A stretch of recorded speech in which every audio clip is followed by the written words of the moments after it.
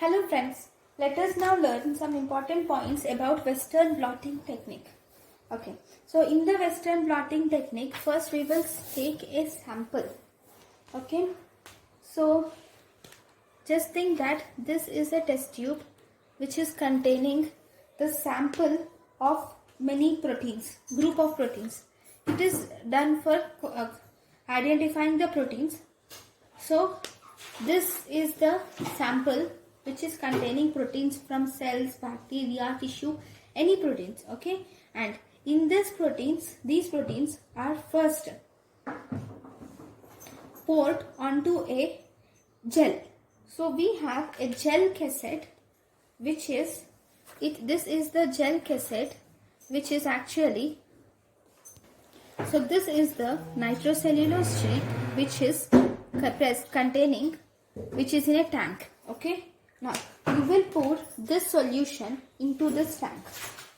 Okay, when you pour this solution into this tank containing the nitrocellulose membrane, now in this tank these proteins start to separate. But how will the proteins separate, right? So for the proteins to separate, before they separate, you will have to pass the electricity.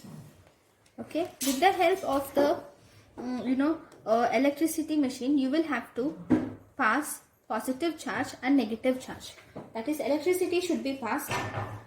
This is the voltmeter which detects the voltage, and electricity is passed. Particular amount of electricity is passed through this tank.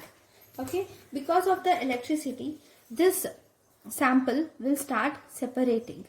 Okay, you can see the separated samples clearly. Okay, now at the end, after the electrophoresis, okay, this process is continued for a few minutes. Slowly the proteins start separating from the top to the bottom based on the charge and mass. So at the end, in the electrophoretic membrane, you will see the separated proteins will be seen clearly. So if this is the electrophoretic membrane, here you can see the proteins which are separated.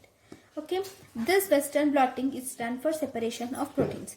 Now, once you have separated the proteins with the help of Western blotting, now what should you do? You will have to add the antibodies to this sample. Okay, now once you add the antibodies which are specific to these antigens will go. We have different proteins, right? If we want to identify one protein, just take an example that you wanted to identify the protein of we have used bacteria and cell and tissue said. So we wanted to identify one and bacterial protein. Okay, we will A. Okay, we wanted to identify the bacterial protein A. Now in the bacterial protein A, we will first make the antibody which is specific to that bacterial protein A. So this is the antibody which is specific to the bacterial protein A. Now this antibody will go and bind to only that A bacterial protein. Among all these spots which are present, we have these many spots. Among all these spots, just assume that only 2 spots have the bacterial protein A, which is this one, and the second spot is this one. So now this antibody will go and bind to only this spots, and this antibody will be again fluorescent labeled.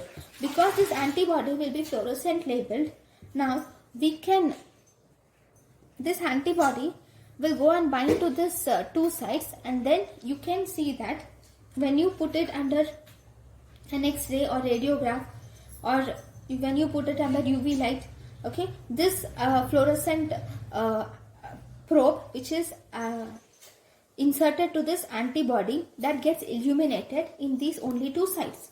So you can identify the protein is present or not. If that specific protein which is pertaining to this antibody is absent, then obviously this illumination is not seen. So this is how we identify the proteins using Western blot. Thank you guys for watching my lecture. Thank you.